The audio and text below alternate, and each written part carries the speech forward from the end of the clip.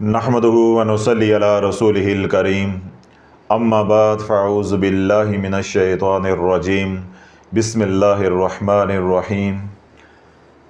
खालिक़ कायनात व मलिक रूज़ माशर अल्लाह रब्बुल इज़्ज़त कुरान मजीद फ़ुरक़ान हमीद में इरशाद फरमाता है, या अय्युहल इंसानु मा गर्रक बिरब्बिकल करीम।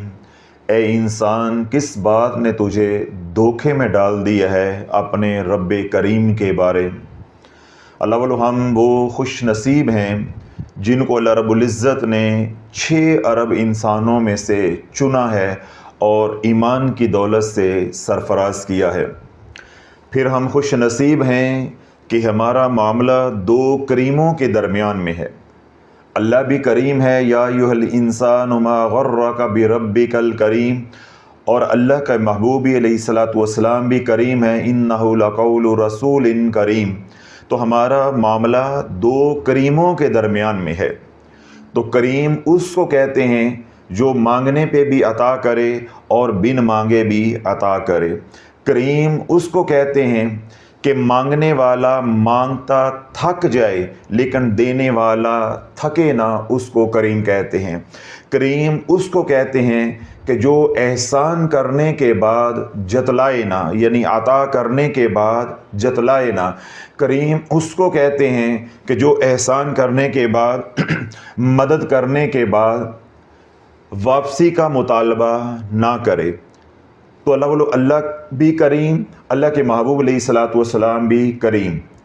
आज मुसलमान क्योंकि दीन से दूर होता जा रहा है, अपने रब की मार्फत नहीं है, हजूर अलैहिस्सलातु वस्सलाम के साथ मोहब्बत उस दर्जे की नहीं है जिस दर्जे की ईमान तकाजा करता है, तो इसलिए अल्लाह उसके रसूल अलैहिस्सलातु वस्सलाम का दर छोड़ के हर उस दर के ऊपर झुक रहा है जो दर वाला देना भी चाहे तो वो दे नहीं सकता, कि उनके पास कुछ देने को है ही नहीं है, उनके पास कोई अख्तियार नहीं है, उनके कब्ज़ा कुदरत में कुछ नहीं है। जो कुछ भी है अल्लाह के कब्ज़े कुदरत में है। इन्नल्लाह अला कुल्ली शैइन क़दीर। और कोई दर वाला देता भी है, जिस दर पे हम जाते हैं वो दर वाला अगर हमें नवाजता भी है तो वो अल्लाह का अमर होता है, अल्लाह की अता होती है, अल्लाह का इज़्न होता है। तो अल्लाह, आज मुसलमान अल्लाह उसके रसूल अलैहिस्सलातु वस्सलाम का दर छोड़ के हर उस दर पे झुक रहा है जो खुद जो है अल्लाह का मोहताज है। या अय्युहन्नासु अंतुमुल फुक़राउ इलल्लाह वल्लाहु वल गनीयुल हमीद। लोगों, तुम सब अल्लाह के दर के मांगते हो। तो अल्लाह बोलो, जो करीम का दर छोड़ के बखील के दर पे चला जाएगा तो बखील तो खुद जो है बुखल कर रहा है, अगर उसके पास कुछ है भी तो वो देकर राजी नहीं है। तो जब हम जाके उसके दर पे दस्तक देंगे तो वो हमारी झोली में क्या डाल देगा।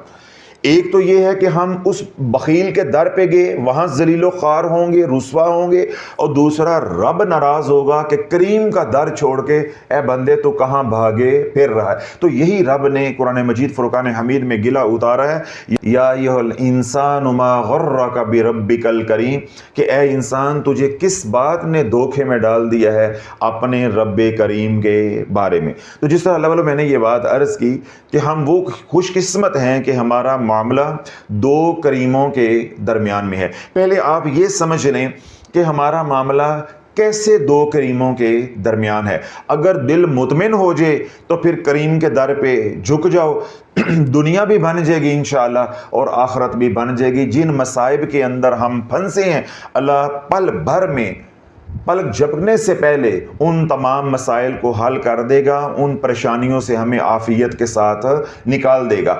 अगर दिल आपका बात सुनने के बाद भी मुतमिन ना हो तो फिर जिन दरों के ऊपर झुक रहे हो, झुकते रहो, क़यामत तक भी झुकते रहो। तो अल्लाह वालों, जब वो देने पे कादिर ही नहीं है, वो तुम्हारी झोली कैसे भर सकते हैं?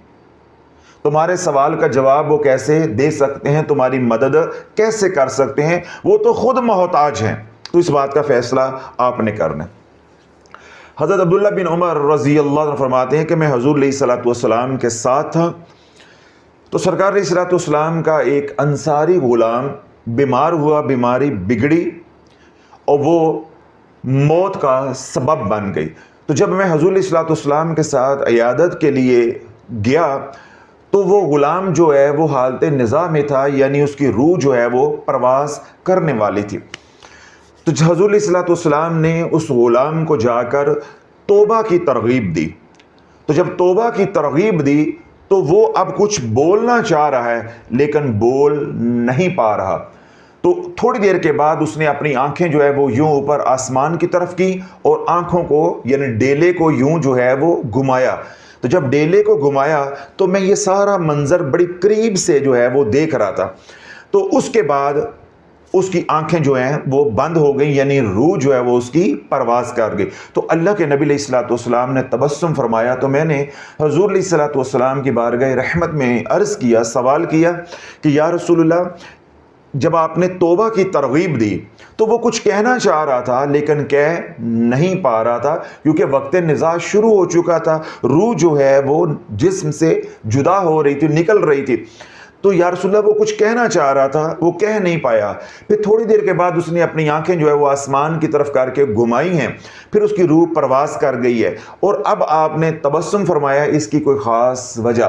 تو اللہ کے نبی علیہ الصلوۃ والسلام نے ارشاد فرمایا کہ رب نے فرشتوں کو مخاطب کر کے ارشاد فرمایا کہ اے فرشتوں، تم دیکھ رہے ہو کہ میرا بندہ اپنی زبان سے عاجزی میری بارگاہ میں کرنا چاہ رہا تھا، توبہ کرنا چاہ رہا تھا، گناہوں کی معافی مانگنا چاہ رہا تھا، لیکن وہ عاجز تھا، زبان ساتھ نہیں دے رہی تھی۔ اس نے دل ہی دل میں نادم ہو کے، پشیمان ہو کے، شرمندہ ہو کے جب آسمان کی طرف دیکھا ہے تو میں نے اس کی پشیمانی کو، اس کی شرمندگی کو قبول کر لیا ہے۔ تم گواہ ہو، جو مجھے میری عزت و جلال کی قسم ہے، اگر اس کے گناہ ریت کے ذروں کے برابر بھی ہوں تو میں نے سارے معاف کر دیے ہیں۔ تو اللہ جب روح نکل رہی ہو اور روح نکلتے نکلتے حلق تک آ جائے، تب تک بھی توبہ قبول ہے، اور توبہ اس حال میں بھی قبول ہے کہ ہم زبان سے بھی یہ الفاظ ادا کرنے کے قابل نہ ہوں، عاجز ہو جائیں کہ اے اللہ میری توبہ، یا استغفر اللہ الذی لا الہ الا هو الحی القیوم واتوب علیہ، یا کسی اور زبان کے اندر طریقے کے ساتھ اپنے گناہوں کی معافی مانگنا، اللہ سے مدد طلب کرنا، نادم ہونا، شرمندہ ہونا، آنسو بہانا، ناک رگڑنا، سجدہ کرنا، یہ سارے کام ہم نہیں بھی کر سکتے تو روح جو ہے وہ پاؤں سے نکلتی نکلتی اوپر والے دھڑ میں آ جاتی ہے، پھر اوپر والے دھڑ سے نکلتی ہوئی پیٹ تک، پیٹ سے سینے تک، یہاں تک کہ حلق میں آ جاتی ہے۔ تو اس حال کے اندر بھی اگر دل ہی دل میں نادم ہو گئے یا آنکھوں ہی آنکھوں سے ندامت ظاہر کر دی، اللہ وہ کریم ہے کہ اس ندامت کو بھی قبول کر لیتا۔ تو اللہ ایسے کریم رب کے در کو چھوڑ کے مسلمان آج ان در والوں کے در پہ جھک رہا ہے جو کچھ دینے کے قابل نہیں ہے، کبھی عامل کے پاس، کبھی پیروں کے پاس، کبھی نجومی کے پاس، اور وہ ایسے بدبخت ہیں کہ رتی برابر بھی ان کے اندر انسانیت نہیں ہے۔ اگر سورج گرہن ہوتا ہے تو تب وہ ایمان والوں کو لوٹتے ہیں، اگر چاند گرہن لگتا ہے تو تب وہ ایمان والوں کو لوٹتے ہیں۔ ابھی مئی کا مہینہ آیا تو اس کو جادو کا مہینہ بنا دیا کہ یہ جادو کا مہینہ ہے، پھر اس سے انہوں نے جو ہے وہ ایمان والوں کو لوٹا ہے۔ اب کیا ہے کہ جی دوسرا ہفتہ یعنی یہ جو چل رہا ہے 19 جون دعاؤں کی قبولیت کا دن ہے۔ اللہ بڑا یہ وہ باتیں ہیں جن کا قرآن و حدیث کے ساتھ کوئی تعلق واسطہ نہیں ہے۔ عملیات کی دنیا کے یہ شعبدے ہیں، عملیات کی دنیا کے یہ کھیل تماشے ہیں۔ اللہ کے ہاتھ میں سارا نظام ہے، اللہ جب چاہے جس وقت چاہے نظام کو پھیر دے۔ ہمارے سارے قیاس، ہمارا سارا حساب کتاب وہیں کا دھرا رہ جاتا ہے۔ کیا رب نے پابندی لگائی ہے کہ 19 جون سے پہلے اللہ سے مانگنا نہیں ہے؟ بس وہ ایک گھڑی ہے، اس گھڑی میں مانگو گے تو میں عطا کروں گا۔ ادھر اللہ کے نبی علیہ الصلوۃ والسلام جو ہمیں بتا رہے ہیں وہ کیا ہے کہ روح نکلتے نکلتے پاؤں سے حلق تک آ جائے اور انسان دل سے بھی توبہ نہ کر پائے، یعنی جب حلق میں روح آ جائے گی، دل تو مردہ ہو گیا، تو حلق میں جب روح آ گئی تو اب روح صرف کیا ہے، اتنے حصے میں ہے، تو آنکھوں کے ساتھ اشارے کے ساتھ کہہ دو گے اے اللہ میری توبہ، تو اللہ توبہ قبول کر لے گا، اللہ اس حال کے اندر بھی دعا قبول کر لے گا۔ تو رب ایسا کریم ہے جو سال بھر میں صرف 19 جون کو ہمیں دے تو باقی سارا سال وہ ہمیں دینے پہ قادر نہ ہو، اس کو کریم کون کہے گا؟ اس کو تو کوئی سخی نہیں کہے گا، اس کو تو کوئی سخی نہیں کہے گا، اس کو کریم کون کہے گا؟ تو میں جو آج بات کر رہا ہوں کہ ہمارا رب کریم ہے، ہمارے حضور علیہ الصلوۃ والسلام کریم ہے، جو ان سا بھی وقت ہو، دن کا رات کا، جس حال کے اندر بھی ہو، آپ باب رحمت پہ دستک دو گے تو آپ کو آپ کے سوال کا جواب ملے گا۔ اسی طرح حضور علیہ الصلوۃ والسلام کے در اقدس پہ جس وقت بھی دستک دو گے، دن ہے، رات ہے، خوشی ہے، غم ہے، سفر ہے، حضر ہے، جس حال کے بھی اندر اور جون سا بھی وقت ہے، بس دستک دینے کی دیر ہے، تمہارا قلبی تعلق حضور علیہ الصلوۃ والسلام کے ساتھ جڑا ہوا یعنی مضبوط ہونا ضروری ہے۔ ہر پل تیرے اوپر کرم ہوگا، تجھے تیرے سوال کا جواب ملے گا، اس لیے کہ حضور علیہ الصلوۃ والسلام کریم ہے اور اللہ بھی کریم ہے۔ تو جو سال میں ایک بار دروازہ کھولے رحمت کا، تو سارا سال اس کی مخلوق جو ہے وہ ترستی رہے، ذلیل و خوار ہوتی رہے، اللہ والو اسے کوئی سخی کہے گا؟ تو سخی ہونا نچلا درجہ ہے، کریم ہونا اوپر والا درجہ ہے، یعنی اور بڑا درجہ ہے، یہ اور بڑی صفت ہے۔ تو اس ہستی کو تو کوئی سخی نہیں کہے گا، تو کریم کیسے کہہ لے گا؟ تو اللہ والو ہم وہ خوش قسمت ہیں کہ جن کا معاملہ دو کریموں کے درمیان ہے، لیکن ہمارے ساتھ بدنصیبی یہ جڑی ہوئی ہے کہ ہمیں اپنے رب کی معرفت حاصل نہیں ہے، اور حضور علیہ الصلوۃ والسلام کے ساتھ مضبوط قلبی تعلق موجود نہیں ہے۔ پہلی روایت جو میں نے بیان کی، اس میں آپ کو اپنے رب کی کریمی سمجھ آ گئی کہ اللہ کتنا کریم ہے۔ اگلی روایت میں ایسی بیان کرتا ہوں تاکہ وقت بچے گا، آپ کو یہ بات معلوم ہو جائے گی کہ اللہ بھی کریم اور حضور علیہ الصلوۃ والسلام بھی کریم، اور اس بات کا بھی ادراک کافی حد تک معرفت نصیب ہو جائے گی کہ اللہ کتنا کریم ہے اور حضور علیہ الصلوۃ والسلام بھی کتنے کریم ہے۔ تو بات انشاءاللہ اپنے اختتام کو پہنچ جائے گی۔ حضور علیہ الصلوۃ والسلام کے وصال سے چند دن پہلے سیدنا جبریل امین علیہ السلام بارگاہ رحمت میں حاضر ہوئے اور آ کر عرض کی کہ رب نے سلام فرمایا ہے، آپ قبول فرمائیں۔ اور اللہ ارشاد فرماتا ہے کہ اے میرے محبوب، تیرا کوئی بھی امتی مرنے سے 1 سال پہلے، یعنی اپنی موت سے 1 سال پہلے گناہوں کی توبہ کر لے گا تو میں اس کی توبہ کو قبول کر لوں گا۔ یعنی کسی کی عمر ہے 50 سال، تو اس نے 49 سال گزار لیے، باقی کتنی رہ گئی؟ 1 سال۔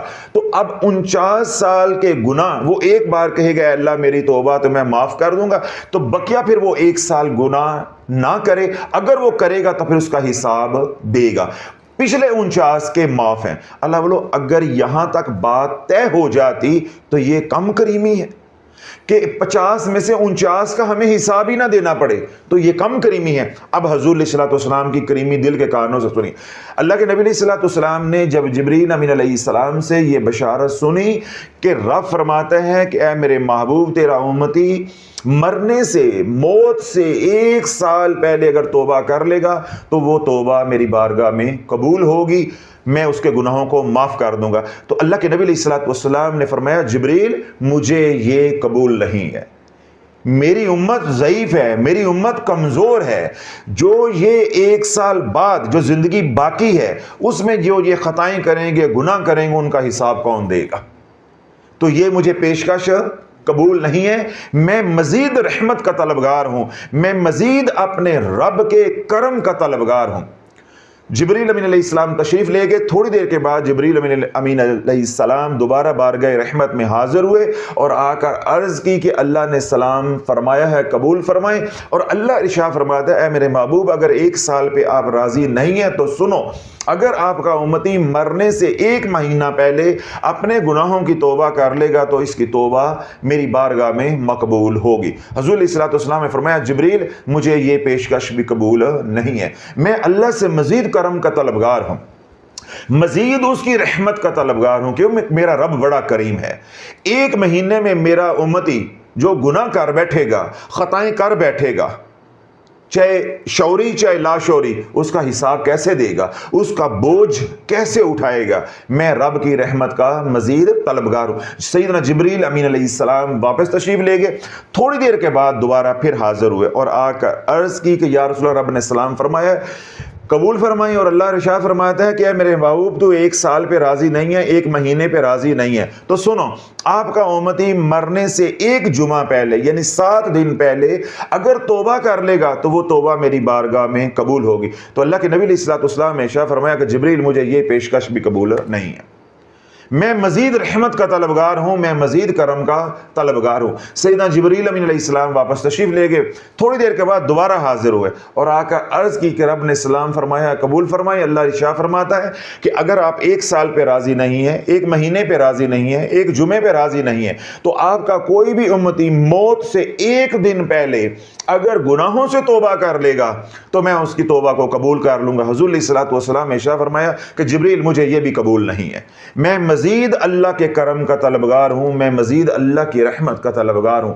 سیدنا جبریل امین علیہ السلام واپس تشریف لے گئے، تھوڑی دیر کے بعد دوبارہ جبریل امین علیہ السلام حاضر ہوئے اور آ کر عرض کی یا رسول اللہ، رب نے سلام بھیجا ہے، سلام قبول فرمائے۔ اور اللہ ارشاد فرماتا ہے کہ اے میرے محبوب اگر آپ 1 سال پہ راضی نہیں ہیں، 1 مہینے پہ راضی نہیں ہیں، 1 جمعے پہ راضی نہیں ہیں، 1 دن پہ راضی نہیں ہیں، تو پھر اگر آپ کا امتی موت سے 1 ساتھ پہلے اگر گناہوں پہ توبہ کر لے گا تو میں اس کی توبہ کو قبول کر لوں گا۔ تو حضور علیہ الصلوۃ والسلام نے فرمایا مجھے یہ بھی قبول نہیں۔ تمہارا نبی اتنا کریم ہے، اس کریم کے ساتھ آج امت نے بگاڑ لی ہے۔ ابھی میں نے حدیث پاک شروع کی تو میں نے یہ بات کہی کہ اگر 50 سال عمر ہے، اس میں سے 49 سال کے اللہ گناہ معاف کر دیتا ہے، تو یہ کریمی کم ہے؟ الفاظ کے اندر بیان نہیں کی جا سکتی، لیکن ہمارا معاملہ کیا ہے؟ 2 کریموں کے درمیان میں ہے۔ اللہ کرم فرمائے جا رہا ہے اور رسول کریم علیہ الصلوۃ والسلام مزید کرم کے طلبگار ہیں، مزید کرم مانگتے جا رہے ہیں۔ اللہ رحیم ہے، رحمان ہے، وہ رحمت فرمائے جا رہا ہے، اور اللہ کے محبوب علیہ الصلوۃ والسلام رحمت للعالمین ہیں، وہ مزید رحمت کے طلبگار ہیں۔ اور کس کے لیے؟ میرے آپ کے لیے، کوئی اپنی ذات کے لیے نہیں، کوئی اپنا سوال نہیں ہے، کوئی اپنا مسئلہ نہیں جو اللہ سے حل کروا رہے ہیں، اپنی امت کا مسئلہ حل کروا رہے ہیں۔ اللہ والو تیرا میرا مسئلہ حل کروا رہے ہیں۔ اور آج کا امتی بے شرم ہو کے کہتا ہے کہ نبی کی سنت کے مطابق نکاح کریں تو نک نہیں رہندی ہے گی، نبی کی سنت کے مطابق لباس پہنے تو لوگ پینڈو کہتے ہیں، اجڑ کہتے ہیں، جاہل کہتے ہیں۔ تو معاذ اللہ تو اپنے نبی کے بارے میں یہ اعتقاد رکھتا ہے، یا تو اپنے نبی کے بارے میں یہ فکر اور نظریات رکھتا ہے کہ تیرا نبی جو ہے وہ معاذ اللہ اجڑ تھا؟ تو اللہ بولو آج امت جو ہے نبی کی سنتوں کو، حضور علیہ الصلوۃ والسلام کے مبارک طریقوں کو حقیر جانتی ہے اور رواج کو جو ہے وہ فضیلت دیتی ہے، جبکہ میرے رب نے راج کس کا قائم کیا ہے؟ اپنا، اور رواج قیامت تک چلے گا تو حضور علیہ الصلوۃ والسلام کا چلے گا اور چلتا رہنا ہے۔ تو جو مرضی کر لے، تو نے ذلیل ہو کے رہنا ہے۔ ہر وہ شخص جو حضور علیہ الصلوۃ والسلام کے در اقدس سے منہ موڑے گا، اللہ اس کی دنیا کو بھی برباد کرے گا اور اللہ اس کی آخرت کو بھی برباد کرے گا۔ آج مسلمان کی زندگی دیکھ لے کیسے رب نے اجیرن کی ہوئی ہے، کماتا بھی ہے، کھاتا بھی ہے، بچے بھی ہیں، صحت بھی ہے، گاڑی بھی ہے، سکون نہیں ہے، چین نہیں ہے۔ ریڑی والے سے لے کر الحمدللہ جرنیلوں تک ہمیں لوگ سنتے ہیں، ہر گھر کے کہانیاں، ہر گھر سے کہانیاں آتی ہے، سمجھ نہیں آتی۔ چلو ریڑی والا رو رہا ہے، اس کی تو بات سمجھ آ رہی ہے، مزدور رو رہا ہے، اس کی تو بات سمجھ آ رہی ہے، ہمارے جیسا ماتڑ ساتھی ہے، متوسط طبقہ ہے، وہ رو رہا ہے، چلو اس کی بھی سمجھ آتی ہے۔ جرنیلوں کو کیا موت آ گئی ہے، ججوں کے گھروں میں کیا موت آ گئی ہے، بڑے بڑے 22ویں گریڈ کے 21ویں گریڈ کے جو بیوروکریٹ ہیں، ان کے گھروں میں کیا قیامت جو ہے وہ ٹوٹ پڑی ہے۔ بزنس مین ہیں، ارب پتی ہیں، اتنا پیسہ ہے، انہیں معلوم نہیں ہمارے پاس کتنا پیسہ ہے، لیکن گھر میں سکون نہیں ہے، کسی کی اولاد نافرمان ہے، کسی کی بیوی بستر مرگ پہ پڑی ہوئی ہے، کسی کی بیٹی طلاق لے کر آئی ہے، کسی کے بچے آپس میں لڑتے مرتے ہیں، آپس میں محبتیں نہیں ہیں۔ اللہ بولو کوئی گھر ایسا نہیں ہے جس کی کہانیاں ہمارے پاس نہیں آتی، اور ہمارے پاس جو کہانیاں آتی ہیں وہ کل کہانیوں کا عشیر بھی نہیں ہے۔ 26 کروڑ کا ملک ہے تو سارے میرے پاس تو نہیں آ رہے نا، عشیر بھی نہیں ہے۔ اس سے اللہ والو اندازہ لگاؤ کہ اس وقت امت کتنی پریشان ہے، اور پریشانی کی وجہ کیا ہے؟ حضور علیہ الصلوۃ والسلام کے در سے دوری۔ ایسے کریم در والے کے در سے دوری جب اختیار کی تو اللہ نے زندگی کو اجیرن بنا دیا۔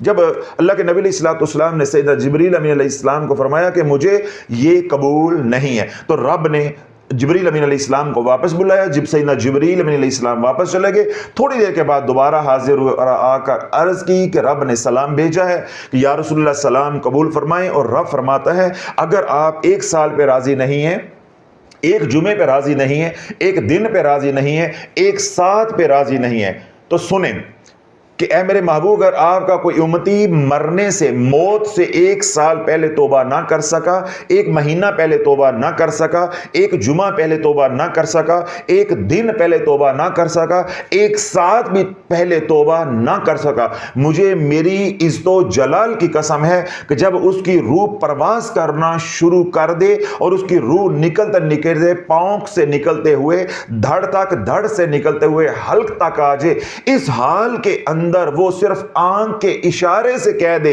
اے اللہ میری توبہ، میں تب بھی اس کی توبہ کو قبول کر لوں گا۔ اللہ والو یا ایھا الانسان ما غرک بربک الکریم، اس لیے رب نے یہ گلہ کیا ہے کہ تو نے کریم رب کا در چھوڑ دیا ہے، تو گمراہ ہو گیا ہے اے انسان، کس بات نے تجھے دھوکے میں ڈال دیا ہے؟ کیا زمانے میں اس کائنات میں مجھ جیسا کوئی اور کریم ہے؟ کوئی اور کریم ہے؟ اللہ والو آج دنیا بھر میں جو لوگ الحمدللہ اس فقیر کو سنتے ہیں، جن کے اوپر یہ حقیقت کھلی ہے کہ جب ہم نے کریم کا در چھوڑا، رسول کریم کا در چھوڑا، تو ان کا در چھوڑ کے جب ہم ملنگوں کے در پہ گئے، پیروں کے در پہ گئے، عاملین کے در پہ گئے، نجومیوں کے در پہ گئے، قیاس آرائیاں کرنے والوں کے در پہ گئے، جو کچھ دینے پہ قادر نہیں تھے، تو ہم نے ان کے کہنے پہ من گڑت الٹے سیدھے وظائف کیے، نقش جلائے، اسی طرح ہم نے جو ہے اپنا ہاتھ دکھا کے اپنے ذائچے بنوائے، لوح بنوائیں، ہر وہ الٹا سیدھا ہم نے کام کیا۔ کام کرنے کے بعد اب ہماری زندگیاں الجھ گئی ہیں۔ انہوں نے ہمارے سے وہ کام کروایا جس سے ہماری الجھنیں سلجھ جاتی، بلکہ ہماری زندگی سلجھنے کی بجائے اور الجھ گئی، پیچیدگیاں پیدا ہو گئی۔ جب ساری پیچیدگیاں پیدا ہو گئیں، وہ ہمیں یہی پاگل بناتے رہے کہ جادو دوبارہ ہو گیا ہے، جادو دوبارہ ہو گیا ہے، تمہارے دشمنوں نے دوبارہ وار کر دیا۔ پھر جب شافی نے 2023 میں یہ حقیقت امت پہ کھول دی کہ کوئی جادو نہیں ہے، جن کے در پہ تم جا کر جھکے ہو انہوں نے تمہارا بیڑا غرق کیا ہے، کوئی جادو نہیں ہے، تمہارا قصور صرف یہ تھا کہ تم نے رب کا در کیوں چھوڑا، تمہارا قصور صرف یہ تھا تم نے حضور کا در کیوں چھوڑا۔ بس جب تم نے حضور کا در چھوڑا، اللہ رب العزت کا در چھوڑا، تو پھر در در پہ گئے، اللہ نے در کروا دیا۔ کوئی جادو نہیں تھا، تم رب کی پکڑ میں تھے اپنے گناہوں کی وجہ سے، تو وہ گناہ معاف کرنے پہ قادر نہیں ہے۔ کائنات میں اللہ کے سوا کوئی گناہ معاف کرنے پہ قادر نہیں ہے۔ تو تم تھے رب کی پکڑ میں، ما اصابکم من مصیبت فبما کسبت ایدیکم ویعفو عن کثیر، جو بھی تمہارے اوپر مصیبت آتی ہے وہ تمہارے اپنے ہاتھوں کی کمائی ہے۔ تمہارا قصور یہ تھا کہ جب مصیبت آئی تھی رب نے قرآن اتارا، یا ایھا الذین آمنوا استعینوا بالصبر والصلاۃ ان اللہ مع الصابرین، اے ایمان والو نماز اور صبر کے ذریعے اللہ سے مدد طلب کرتے رہو۔ تو ہم گناہ کر بیٹھے تھے، تو دنیا میں اس کائنات میں کوئی رب کے علاوہ گناہ معاف کرنے کی طاقت یا قدرت نہیں رکھتا۔ ہمارا کام یہ تھا یا ہماری ذمہ داری یہ تھی کہ ہم رب کے در پہ جھک جاتے، اپنے گناہوں کی معافی اللہ سے طلب کر لیتے۔ اللہ صرف گناہ ہی ہمارے معاف نہ کرتا بلکہ اللہ رحیم ہے، وہ گناہوں کو بھی نیکیوں میں بدل دیتا اور ہمارے حالات بدل جاتے۔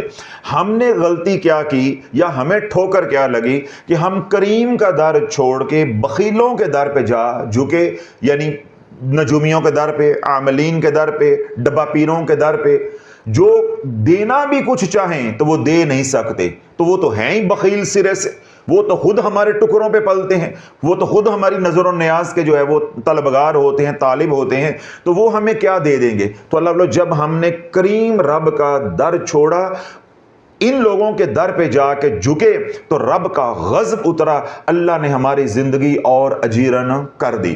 پھر ہم وظائف پڑھتے گئے اور نیچے لیندے گئے، قبر میں لیندے گئے، یعنی ہم تباہ جو ہے وہ ہوتے گئے، برباد ہوتے گئے۔ جس طرح میں نے پہلے کہا کہ ہمیں یہ وظائف پڑھوا کے، تعویذ دھاگا کروا کے، الٹے سیدھے کام کروا کے ہمیں یہ قبر میں اتارتے گئے، اور جب ہم ان کو جا کر کہتے جی میرے حالات تو پہلے سے بھی برے ہو گئے ہیں، تو آگے سے ہی انہوں نے کیا لالی پاپ ہمارے لیے رکھا ہوا تھا کہ جی وہ دوبارہ وار ہو گیا ہے، تو یوں اللہ والو انہوں نے امت کو 30 سال 40 سال ٹرک کی بتی کے پیچھے لگا کر رکھا ہے۔ جب ان کا بالکل سب کچھ اجڑ گیا، کھانے کو کچھ نہ رہا، اور ان کی اس انگلی کے اندر بواسیر کا چھلا آ گیا تانبے کا، ان کو سمجھ آ گئی اب ہم ان کے پاس ہمیں دینے کے لیے کچھ نہیں ہے، تو اس کے بعد انہوں نے ہاتھ کھڑے کر دیے، پتہ نہیں آپ نے کون سا گناہ کیا ہوا ہے، آپ کس آزمائش میں ہیں، جائیں اللہ سے جا کے توبہ کریں۔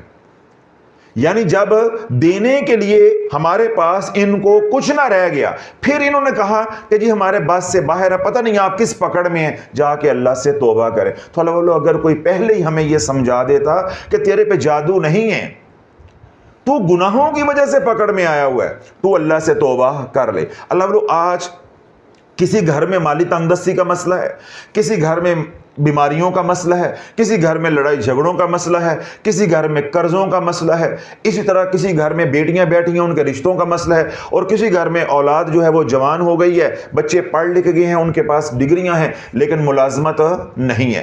ہر گھر میں کوئی نہ کوئی مسئلہ ہے، تو وہ ان تمام مسائل کی جو بنیادی وجہ ہے وہ میں نے عرض کیا کہ ہمارے ہیں گناہ۔ ہم اپنے گناہوں کی معافی مانگنے کی بجائے ہم کدھر بھاگ رہے ہیں؟ نجومیوں کے پاس، عاملین کے پاس، ملنگوں کے پاس، اور وہ ہمیں یہ سمجھائیں کہ ہم اپنے گناہوں کی معافی مانگ لیں، ہمارے مسائل حل ہو جائیں گے۔ وہ ہمیں کیا کہہ رہے ہیں کہ یہ پڑھو تو یہ ہو جائے گا، یہ پڑھو تو یہ ہو جائے گا، یعنی جو جس کے پاس منتر ہے وہ ہمیں دیے جا رہا ہے کہ تم یہ کام کرو تو تمہارا یہ کام ہو جائے گا، اور پیسہ بٹورتا جا رہا ہے۔ تو اللہ یہ جو ہمیں سزا ملی ہے یا آج بھی مل رہی ہے، یہ کس وجہ سے ملی ہے کہ ہم نے کریم کا در چھوڑ دیا ہے، کریم کا در چھوڑ دیا۔ تو اللہ آج الحمدللہ وہ حضرات جو شافیہ سوشل میڈیا کے ساتھ جڑے ہوئے ہیں، وابستہ ہمارے متعلقین ہیں جو سنتے ہیں، اب ان کے اوپر یہ حقیقت کھلی ہے کہ ہمارے اوپر کوئی جادو نہیں تھا، ہمارے اوپر کسی قسم کا کوئی جادو نہیں تھا، کوئی کالی نظر نہیں تھی، ہم نیگیٹو انرجی کے شکار نہیں ہوئے تھے، ہم صرف گناہوں کی وجہ سے اللہ کی پکڑ میں آئے تھے، اور ہمارے تمام مسائل کا حل اے اللہ میری توبہ تھا۔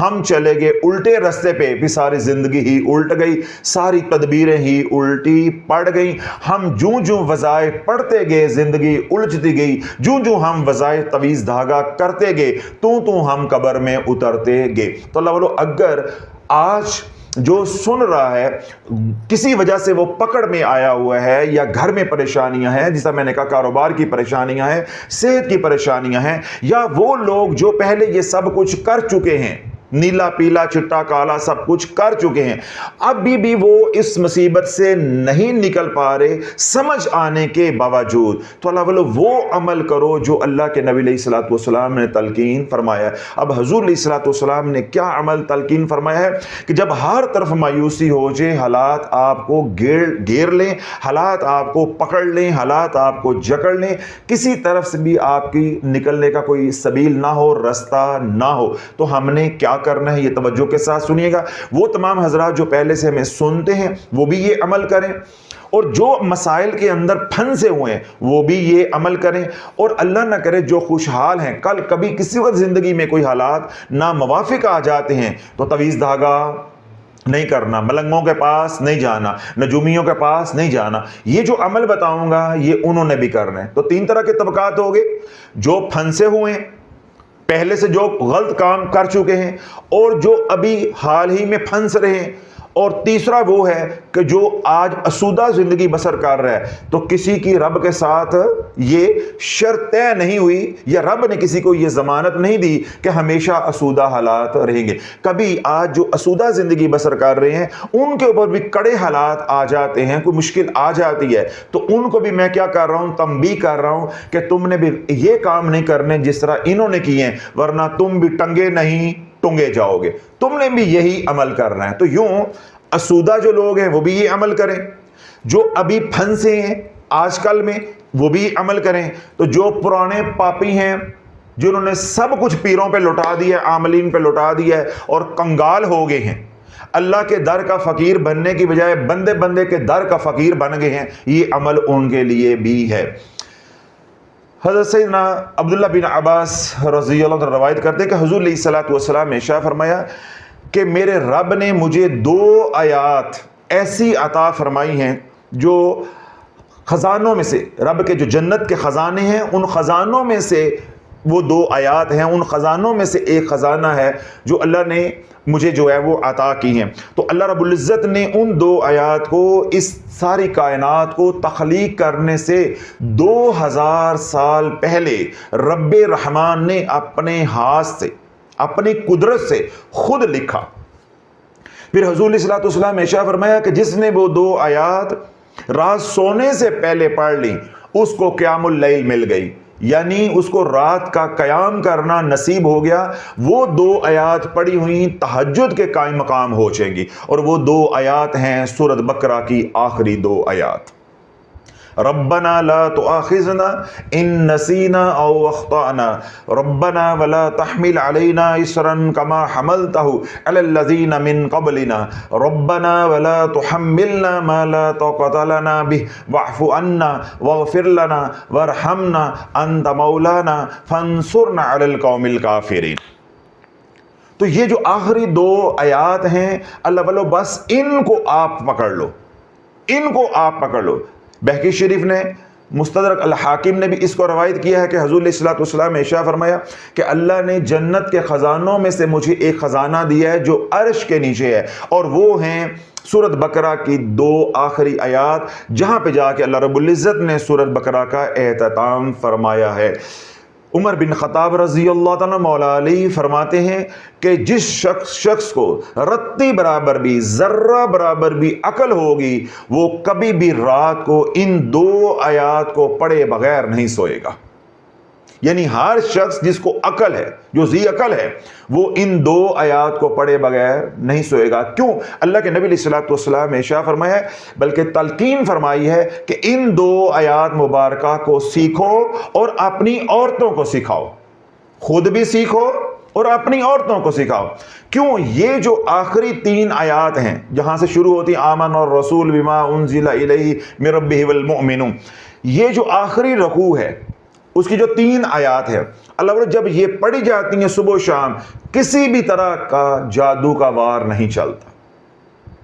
اگر آپ 2 کی بجائے یہ 3 آیات اپنے معمولات میں شامل کر لیتے ہیں، اور آپ کو یہ ڈر ہے کہ میرے پہ جادو کا وار چلتا ہے، یا میرے ہمسائے میں کوئی جادوگر رہتا ہے، یا میرے گھر میں کوئی جادوگر رہتا ہے، اس طرح کا کام کرنے والا کوئی رہتا ہے، یا فلاں کی مجھے نظر لگ جاتی ہے، یا فلاں سے مجھے نیگیٹو انرجی جو ہے وہ منتقل ہوتی ہے، ایسا کوئی اشکال آپ کے ذہن میں ہے، تو آپ نے اگر یہ 3 آیات یعنی سورۃ بقرہ کا آخری رکوع جو ہے اگر آپ نے پڑھا ہوا ہے صبح، اسی طرح شام کو پڑھا ہوا ہے، تو اللہ والو آپ کے اوپر جادو کا وار نہیں چلے گا۔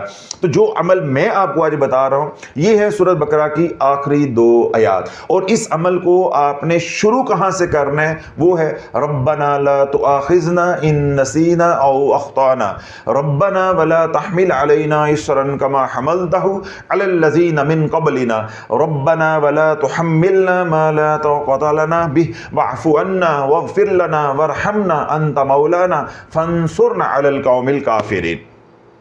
یہ دعائیں ہیں، دعائیں ہی دعائیں ہیں۔ اللہ نے مانگنے کا ڈھنگ سکھایا ہے، اللہ نے مانگنے کا طریقہ سکھایا ہے، اور اللہ نے ان آیات مبارکہ کے اندر کرم نہیں، کرم کی انتہا کر دی ہے، کرم نہیں، کرم کی انتہا کر دی ہے۔ ربنا لا تؤاخذنا ان نسینا او اخطانا، اے اللہ، اے ہمارے رب، اے ہمیں پالنے والے، اگر ہم کوئی خطا کر بیٹھیں، ہم سے کوئی بھول بھی ہو جائے تو ہماری پکڑ نہ کرنا۔ کیسے خوبصورت اللہ نے دعا سکھائی ہے۔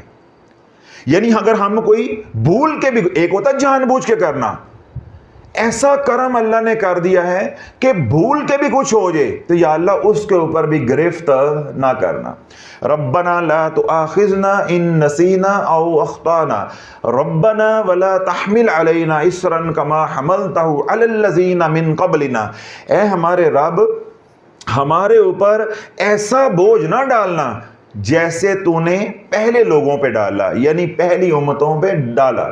ولا تحملنا ما لا طاقت لنا به، اور اللہ ایسا بوجھ بھی نہ ڈالنا جو ہم اٹھانے کے قابل نہ ہوں، یعنی ہمارے برداشت سے باہر ہو۔ یعنی ہر طرح سے اللہ نے ایسے الفاظ ہمیں سکھائے ہیں کہ مجھ سے یوں مدد مانگو، اگر شعوری لا شعوری خطا ہو جائے یا کوئی بھول سے بھی ہو جائے تو میں تمہیں درگزر کرتا جاؤں، بس تم مانگتے جاؤ، میرے سے مانگتے جاؤ۔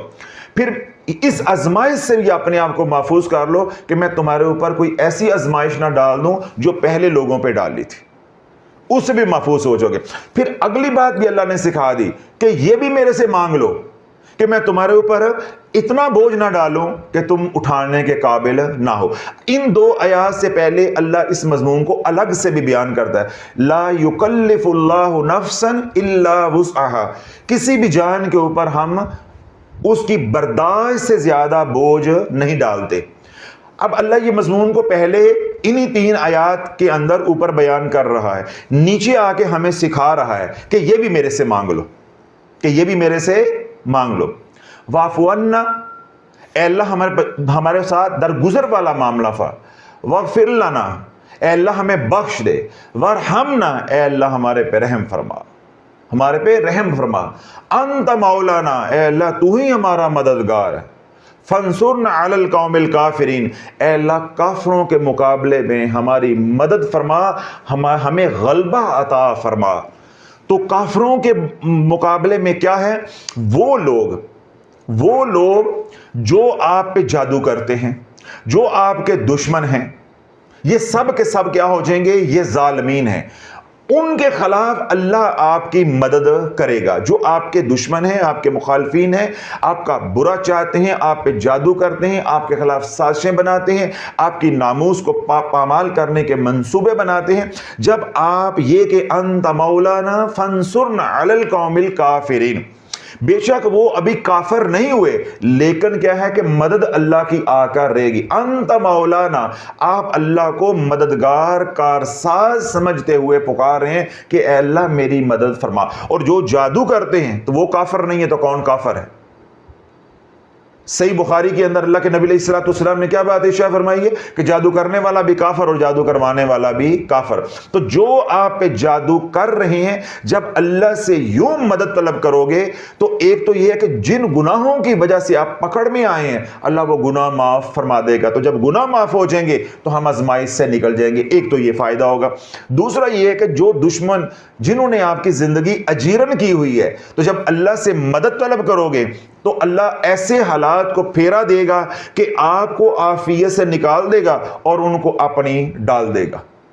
پھر وہ بھگتیں گے، انہیں پتہ چل جائے گا کہ بگاڑی کس سے ہے۔ تو اللہ والوں، الٹے سیدھے نیلے پیلے چٹے وظائف یا وہ وظائف جو میں بھی بتاتا ہوں وہ شرائط کے ساتھ ہے۔ ہم نے امت کو شعور دیا ہے کہ وظائف ایک تو یہ ہے کہ ایک وقت میں ایک وظیفہ چلے گا، ایک تو یہ بات ہم سکھانے کی کوشش کر رہے ہیں۔ دوسرا یہ ہے کہ وظائف کے ساتھ کیا ہے؟ شرائط ہیں۔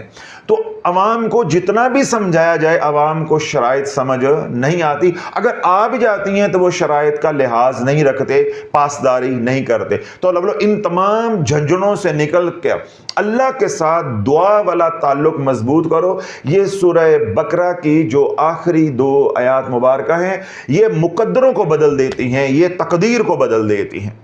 ہر نماز کے بعد ربنا لا تؤاخذنا ان نسینا او اخطانا ربنا ولا تحمل علینا اسرا کما حملته علی الذین من قبلنا ربنا ولا تحملنا ما لا طاقت لنا به واعف عنا واغفر لنا وارحمنا انت مولانا فانصرنا علی القوم الکافرین۔ تو یہ 2 آیات مبارکہ ہر نماز میں 3 بار ان کو پڑھیں. پہلے ان کا موٹا موٹا ترجمہ جس طرح میں نے کر کے آپ کو دیا ہے، ایسے موٹا موٹا ترجمہ یاد کریں آپ مانگ کیا رہے ہیں. اس کو محض اس طرح بے معنی وظیفہ بنا کر نہیں کرنا جس طرح امت کو وظیفہ دیا گیا لا خلابہ لا خلابہ. جس سے پوچھتے ہیں بھائی کیا پڑھے، لا خلابہ کیا معنی، کوئی پتہ نہیں. کس کا یہ لفظ ہے، کون سی حدیث ہے، کوئی پتہ نہیں ہے.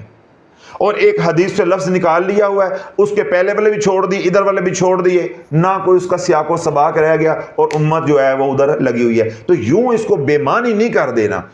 اس کو پہلے یاد کریں، ان آیات مبارکہ کو نیٹ سے ڈاؤن لوڈ کر لیں، قرآن سے جو ہے وہ تصویر لے لیں اپنے موبائل سے، اس کو یاد کریں، ترجمہ اس کا یاد کریں، موٹا موٹا ترجمہ یاد ہو جائے. پھر یہ کہ ہر نماز کے بعد یکسو ہو کے ہاتھ اٹھا کے اور اپنی تمام کوتاہیوں کو، اپنے تمام گناہوں کو، اپنی تمام غلطیوں کو ذہن میں اپنے سامنے رکھتے ہوئے رب کی بارگاہ میں التجا کریں. ربنا لا تؤاخذنا ان نسینا او اخطانا ربنا ولا تحمل علينا اصرا كما حملته على الذين من قبلنا ربنا ولا تحملنا ما لا طاقت لنا به واعف عنا واغفر لنا وارحمنا انت مولانا فانصرنا على القوم الكافرين. ان آیات کو یا ان دعاؤں کو 3 بار ہر نماز کے بعد پڑھیں. اسی طرح آپ اللہ سے مانگ رہے ہیں، یہ دعائیں کر رہے ہیں، ان کا ترجمہ بھی آپ کے ذہن میں ہے اور وہ ساری سیاکاریاں، کوتاہیاں، گناہ بھی آپ کے سامنے ہیں. تو جب رکعت طاری ہو جائے تو اسی حال میں آپ سجدے میں چلے جائیں. تو جو رکھیے گا کیا کرے، سجدے میں چلے جائے. پھر سجدے میں جا کے اللہ سے مانگے یہی دعائیں جو اللہ نے سکھائی ہیں، قرآنی دعائیں. پھر یہ سجدے میں جا کے مانگیں، 1 بار پڑھیں، 2 بار پڑھیں، 3 بار پڑھیں، جب تک وہ کیفیت برقرار ہے اللہ سے مانگتے رہیں، یہ دعائیں پڑھتے رہیں. اسی طرح دن میں کسی وقت جو ہے اللہ کی طرف لو لگ جاتی ہے، ٹھیک ہے، رکعت طاری ہو جاتی ہے یا اللہ کی رحمت کی طرف جو ہے آپ متوجہ ہو جاتے ہیں، تو پھر یہ دعائیں کریں. نمازوں کا انتظار نہیں کرنا یا نمازوں کے ساتھ یہ کچھ جڑا ہوا وظیفہ نہیں ہے. نماز کے بعد تو ہم نے اس لیے اس کو جوڑا ہے کہ نماز کے بعد ہم دعا کرتے ہیں، تو جو ہم دیگر دعائیں کرتے ہیں تو ہم نے اس کی جگہ پہ یہ دعائیں کرنی جو اللہ نے سکھائی ہیں، جو اللہ کو پسند ہیں. ٹھیک ہے. اسی طرح سجدے کے اندر یہ کچھ شرط نہیں ہے، کوئی جڑی ہوئی نہیں ہے، وہ تو ہم اس لیے جوڑ رہے ہیں کہ جب نماز انسان پڑھتا ہے تو اللہ کی رحمت متوجہ ہوتی ہے، انسان کی روح جو ہے وہ لطیف ہوتی ہے، گناہ جڑے ہوئے ہوتے ہیں، تو انسان اپنی ندامت کو رب کی بارگاہ میں پیش کرے اور نماز کے بعد دعا قبول ہوتی ہے، اپنی قبولیت کروا لے. اسی طرح کوئی کسر رہ جائے تو سجدے میں جا کر نکال لی جائے. وگرنہ ان دعاؤں کا نماز اور سجدے کے ساتھ کوئی مشروط نہیں ہے، کوئی تعلق ان کا. جب چاہیں دن میں چلتے پھرتے اٹھتے بیٹھتے ہر حال کے اندر، وضو بغیر وضو، پاکی ناپاکی کوئی قید نہیں ہے. جب آپ نے ان کو پڑھنا ہے تو ان کو دعا کی نیت سے پڑھنا ہے. کس نیت سے؟ دعا کی نیت سے. تو کتنے بیانات میں یہ میں نے بات سمجھائی ہے کہ دعا ہو یا ذکر ہو اس کے ساتھ کوئی شرائط لاگو نہیں ہوتی. نہ وضو کی شرط ہوتی ہے، نہ پاکی ناپاکی ہوتی ہے، نہ مرشد سے اجازت لینے کی ضرورت ہوتی ہے، نہ ہادی کی ضرورت ہوتی ہے، کسی بھی طرح کی کوئی شرط نہیں ہوتی. پھر اگلی بات کہ کوئی بھی تعداد کا تعین نہیں ہوتا، نہ وقت کا تعین ہوتا ہے. جتنی مرضی تعداد میں پڑھیں اور جس وقت مرضی پڑھیں. سمجھ آ گئی بات ساری؟ تو اس لیے اللہ والو، اگر آپ مصیبتوں میں پھنسے ہیں، گھر میں پریشانیاں ہیں، گھر میں بیماریاں ہیں، یا آپ رجت میں برے طریقے کے ساتھ پھنس گئے، اب آپ نکل نہیں پا رہے، آپ نے بے ڈنگے وظائف کثیر تعداد میں کی، یعنی بہت زیادہ کیے ہیں. خاص طور پہ دعائے سیفی ہے، حزب البحر ہے، دعائے گنج عرش ہے، سورۃ المومنون کی آخری آیات ہیں، آیت الکرسی ہے، سورہ طارق ہے، سورہ بروج ہے، سورہ انشقاق ہے، سورہ تکویر ہے. اس طرح کی صورتوں کی یا سورہ فیل بہت سے لوگوں نے پڑھی، سورہ زلزال پڑھی ہے، ٹھیک ہے، سورہ لہب پڑھی ہے کسی کو مارنے کے لیے. اسی طرح آپ نے سورۃ انعام پڑھی ہے کسی کو مارنے کے لیے، یا آپ نے ایسے تعویذات یا اعمال یا وظائف کیے ہیں دشمنوں سے بدلہ لینے کے لیے. دشمن تو نہ مرے پر آپ مر گئے، اگر آپ کے ساتھ یہ والے مسئلے ہیں، یا آپ نے انجانے میں جو کسی نے بتایا وہ آپ اپنی مشکلوں کے لیے پڑھتے رہے، یا آپ نے جو کتاب رسالے میں دیکھا یا آج کل سوشل میڈیا میں دیکھا تو آپ ثواب کی نیت سے پڑھتے رہے، لیکن آپ کو معلوم نہیں تھا کہ بار بار وظائف کو بدلا نہیں جا سکتا۔ خاص طور پہ جس طرح ہماری مائیں بہنیں ہیں، بزرگ ہیں، وہ 5 سورتیں پڑھتے رہے، پہلے انہوں نے 1 سورت سے شروع کیا، پھر 2 ہو گئیں، پھر ان کا شوق اور بڑا، پھر 3 ہو گئیں، پھر 5 ہو گئیں، پھر 7 ہو گئیں، پھر انہوں نے کیا کہا میں پڑھ تو رہا ہوں، ساتھ انہوں نے آگے جو وظیفے تھے وہ بھی پڑھنے شروع کر دیے، درمیان میں درود بھی پڑھتے رہے، پھر اور شوق بڑھا، پھر انہوں نے کیا کیا کہ 2 دن میں سارا 5 سورتیں، پھر اور شوق بڑھا، تو پھر ایسے نمونے بھی الحمدللہ ہمارے پاس آئے ہیں جو یہ کہتے ہیں جی ہم آدھا 5 سورتیں دن میں پڑھتے تھے اور آدھا 5 سورتیں رات کو پڑھتے تھے۔ پھر جب شافی بڑا معصوم بن کے پوچھتا قرآن نے کی بگاڑیا سی، او کیوں نہیں سی پڑھ دے، تو پھر شرم آ جاتی ہے، شمع نہیں آتی، شرم آتی ہے، ندامت پھر بھی نہیں ہوتی، پھر بھی آگے سے یہی کہتے ہیں او جی ابھی تو ثواب ہے گا نا بھائی، یہ قرآن کے برابر ہے، میں کب کہہ رہا ہوں کہ یہ ثواب نہیں ہے؟ نفل نماز ثواب ہے، کیا نفل سنت کے برابر ہے؟ سنت نماز ثواب ہے، کیا سنت فرضوں کے برابر ہے؟ تو 5 سورتوں میں جو 4-5 سورتیں ہیں وہ نکال کے تو باقی قرآن ہے اس کو قرآن کے برابر کر دو گے۔ اور اگلی بات 114 سورتیں ہیں، ان میں سے 5 نکال دو، باقی 109 رہ گئی، 109 نے تمہارا کیا بگاڑا تھا؟ پھر شافعی آگے سے کیا کہتے ہیں فلاں سورت تم پڑھتے رہے، کس لیے پڑھتے رہے؟ ثواب کے لیے۔ تو پھر میں کیا کہتا ہوں کہ میرے نبی نے فرمایا جس نے سورۃ الکافرون 1 بار پڑھی 1/4 قرآن ہے، اور ثواب کی طرف۔ یعنی میں تمہیں بتا رہا ہوں، میرے نبی مجھے بتا رہا ہے، میں تیرے تک پہنچا رہا ہوں کہ 1 بار سورۃ الکافرون پڑھی محض تلاوت کی نیت سے تو 1/4 قرآن کریم تلاوت کرنے کا ثواب ہے۔ 4 مرتبہ سورۃ الکافرون قل یا ایھا الکافرون پڑھی تو 1 پورا قرآن مجید تلاوت کرنے کا ثواب ہے۔ 1 مرتبہ قل ھو اللہ احد پڑھی 1/2 قرآن ہے، 3 بار قل ھو اللہ احد پڑھی تو پورے قرآن مجید کی تلاوت کا ثواب ہے۔ اگر ثواب ہی کمانا تھا تو جیسے نبی نے بتایا تھا ویسے کمانا تھا، تمہیں کس نے کہا تھا ان الٹے کاموں میں پڑھو؟ تو اگر ایسے جو لوگ ہیں جو سن رہے ہیں وہ ایسی غلطیاں انجانے میں کر بیٹھے ہیں تو اللہ والو مضمون ہی یہاں سے شروع ہوتا ہے کہ جو انجانے میں لا علمی میں بھول کے کر بیٹھے ہیں، کیا کر بیٹھے ہیں؟ بھول کے کر بیٹھے ہیں۔ تو جو عمل میں نے بتایا ہے سب سے پہلے انہی کو اللہ نکالے گا۔ جب آپ کہیں گے ربنا لا تؤاخذنا ان نسینا او اخطانا، اے اللہ ہمیں، اے ہمارے رب ہمیں ان گناہوں پہ، ان خطاؤں پہ بھی نہ پکڑنا جو ہم بھول کے کر بیٹھے۔ تو سب سے پہلے یہ لوگ اپنے آپ کو نکالیں جو معصومیت میں، لا علمی میں، شوق میں، یا کہہ لیں اجر و ثواب کے چکر میں کر بیٹھے ہیں، غلطی کر بیٹھے، انہیں معلوم نہیں تھا۔ اس طرح وہ حضرات جو دشمنوں سے بدلہ لینے کے لیے لا علمی میں کر بیٹھے ہیں، عاملین کے اکسانے پہ کر بیٹھے ہیں کہ یہ پڑھو تو تمہارا دشمن جو ہے وہ بستر پہ لمبا پڑ جائے گا، وہ غلطیاں کر بیٹھے ہیں، تو اللہ بولو ان کے لیے یہ عمل ہے، پہلی دعا ہی ان کے لیے ہے، پہلی دعا ہی ان کے لیے ہے۔ یعنی ان 2 آیات مبارکہ کے اندر اللہ نے کہانی ہی مکمل کر دی ہے، کہانی ہی ختم کر دی ہے۔ چاہے شعوری طور پہ غلطیاں کر بیٹھے ہو تو چاہے لا شعوری طور پہ غلطیاں کر بیٹھے ہو، واغفر لنا ورحمنا، اے اللہ ہمیں بخش دے اور ہمارے پہ رحم فرما، واعف عنا، اے اللہ درگزر فرما، درگزر والا معاملہ فرما، واغفر لنا، اے اللہ ہماری بخشش فرما دے، ورحمنا، اے اللہ ہمارے پہ رحم فرما۔ اب مجھے بتاؤ جو ظالمین ہیں جنہوں نے جانتے ہوئے بھی جادو کیا ہے، جنہوں نے جانتے ہوئے بھی یہ شرک والا کام کیا ہے، جنہوں نے جانتے ہوئے بھی کسی کو اذیت پہنچائی ہے، نقصان پہنچایا ہے، لیکن آج احساس ہو گیا اپنے گناہ کی معافی مانگ لیں اور ان دعاؤں کو جو ہے وہ معمول بنا لیں، انشاءاللہ دنیا تو برباد ہوئی ہے، آخرت برباد ہونے سے بچ جائے گی۔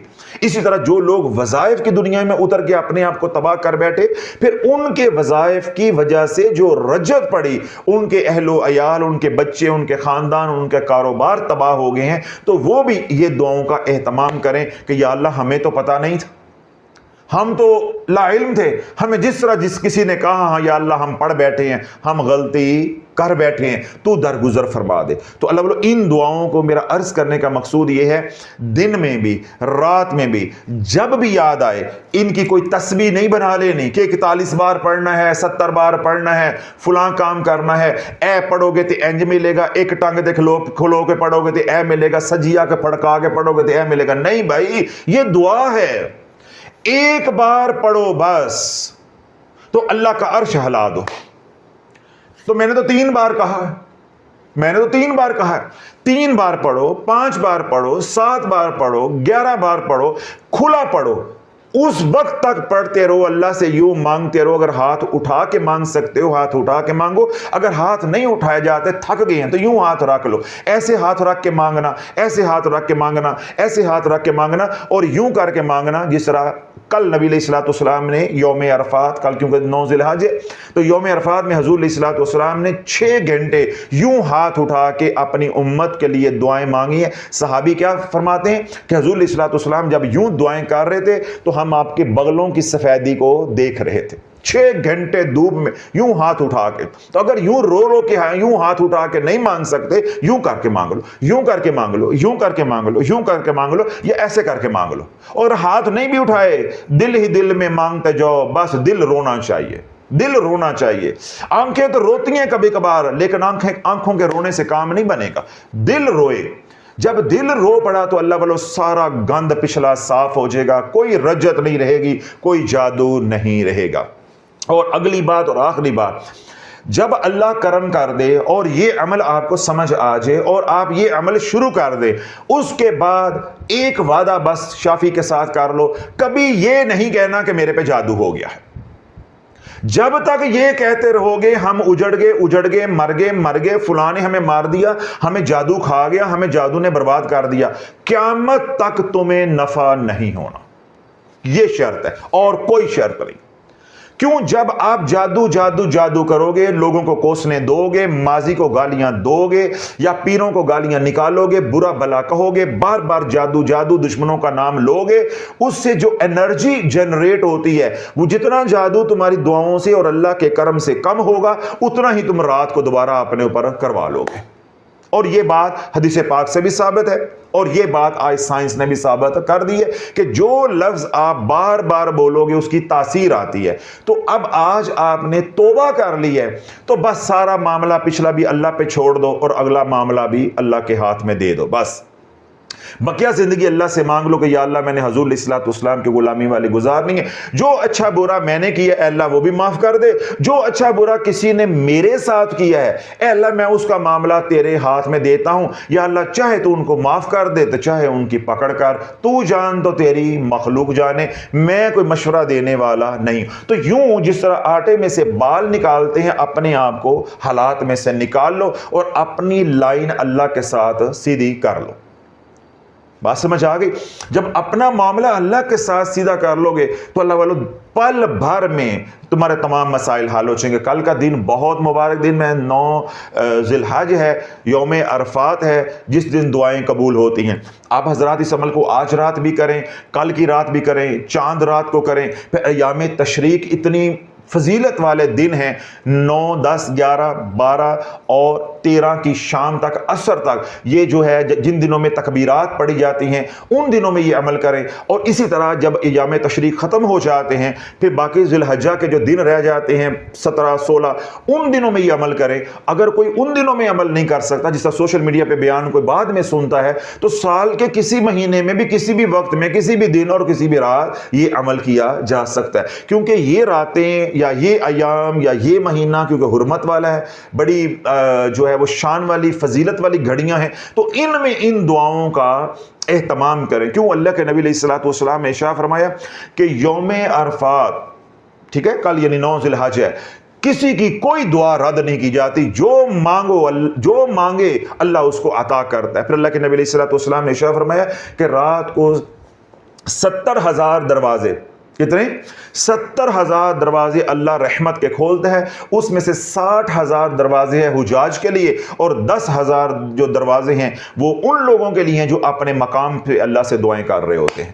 تو انشاءاللہ حجاج جو ہے وہ مزدلفہ میں دعائیں کر رہے ہوں گے، کیونکہ عرفات سے واپسی مزدلفہ میں قیام ہوتا ہے وہاں پہ، تو وہ تو وہاں دعائیں کریں گے، اور ہم لوگ جو ہے وہ اپنے مقام پہ۔ اگر بالفرض آپ کسی وجہ سے یہ عمل کرنا شروع کر سکیں تو میں نے کیا بتایا، عید کے دنوں میں کر لو، خاص طور پہ چاند رات کو کرو، ایام تشریق میں کرو، پھر باقی جو ذوالحجہ کے دن رہ گئے ہیں 16 ان میں کرو۔ اگر ان میں بھی کسی تک یہ عمل نہیں پہنچتا تو وہ ماہ محرم میں کر لے، سفر میں کر لے۔ جب یہ بیان سوشل میڈیا والے سنیں یا جو بھی سنیں یا یہ عمل آپ زندگی میں کسی کو کسی وقت بھی بتائیں، فوراً یہ شروع کر لو۔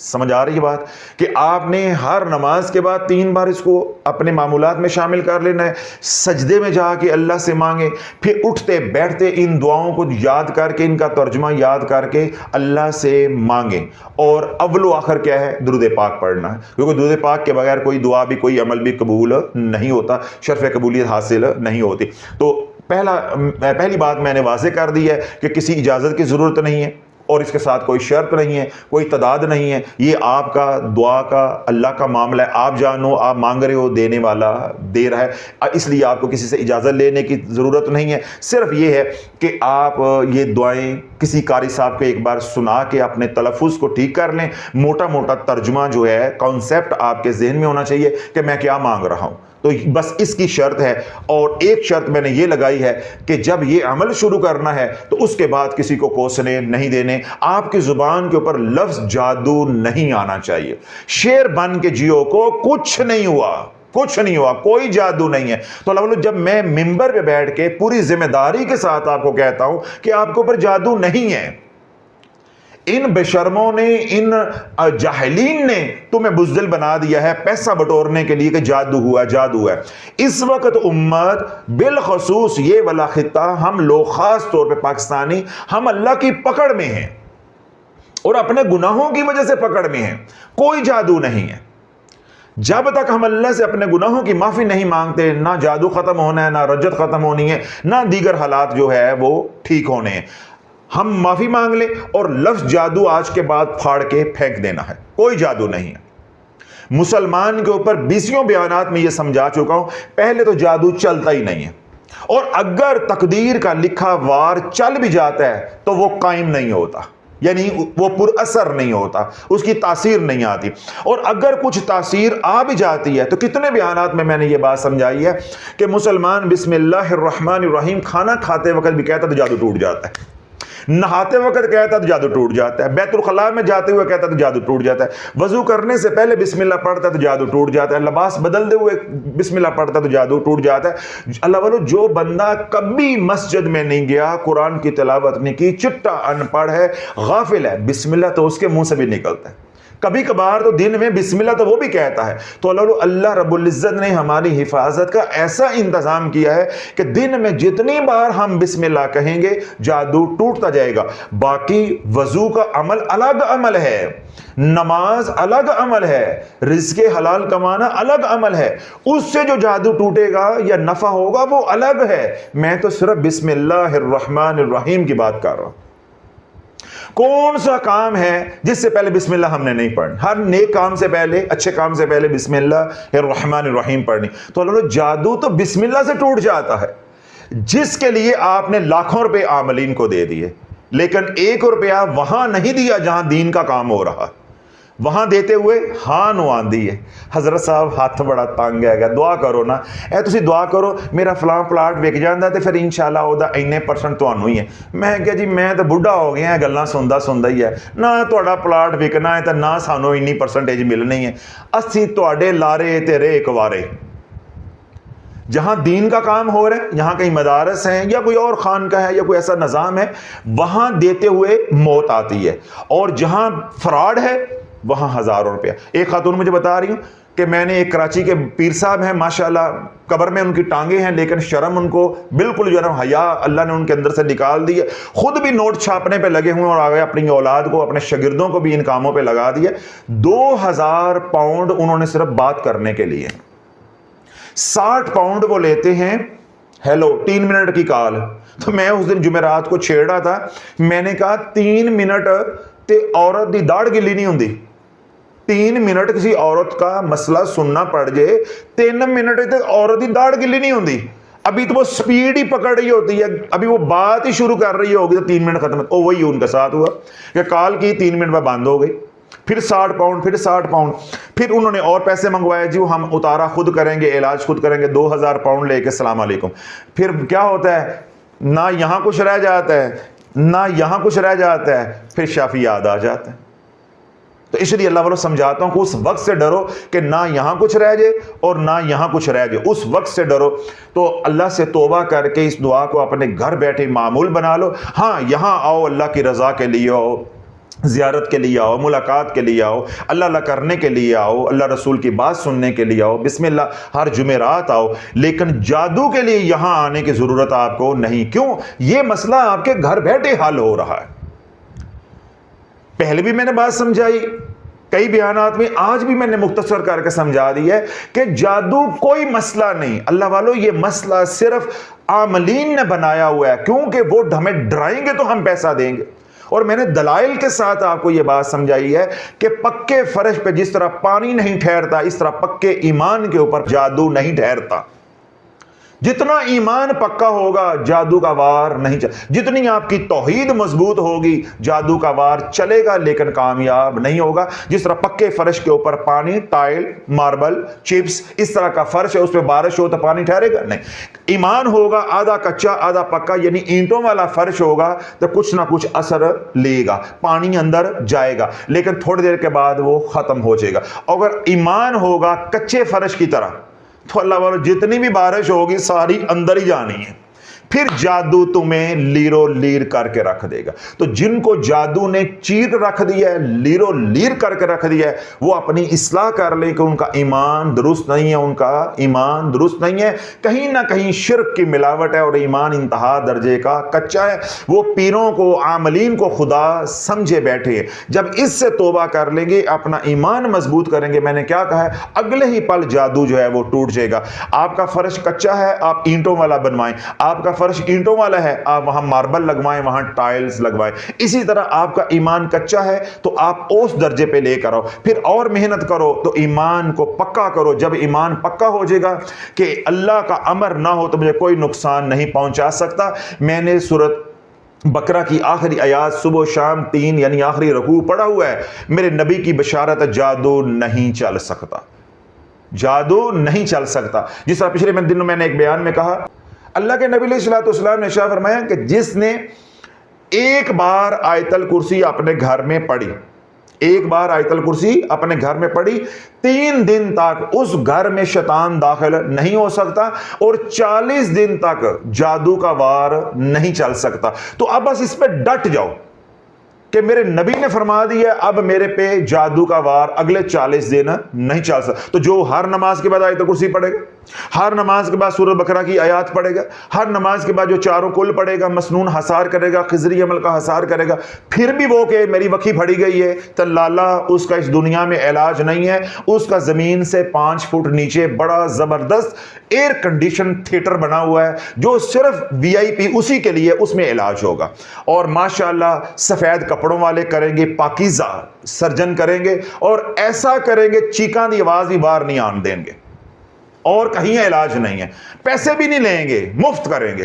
پھر اس علاج کے لیے اپنے آپ کو تیار کرو. اور اگر اس دنیا میں جینا ہے اور تندرستی کی زندگی جینا ہے تو پھر نبی علیہ الصلوۃ والسلام کی بات کے اوپر بھروسہ کرو کہ حضور علیہ الصلوۃ والسلام نے جب فرما دیا سورہ بقرہ کی آخری 2 آیات پڑھ لی یا 3 آیات پڑھ لی یا پورا رکوع پڑھ لیا, صبح شام پڑھ لیا, اس طرح آیت الکرسی پڑھ لی, چاروں کل پڑھ لیے, کوئی جادو نہیں رہ جاتا. بس باقی سارا دن رزق حلال کماؤ, آنکھوں کی حفاظت کرو, کملی والے پہ درود پڑھو, رات سونے سے پہلے ایک تسبیح استغفار کی کرو, صبح یا شام جس وقت بھی جتنی آسانی ہو قرآن کی تلاوت کرو. کسی عامل کے پاس اگے شاہ پیچھے شاہ کرنٹ شاہ کے پاس نہیں جانا. کوئی نیلا پیلا چٹا کالا, جلانے والا, لٹکانے والا, دبانے والا, پلانے والا کام 2 نمبر 1 نمبر 3 نمبر کوئی کام نہیں کرنا.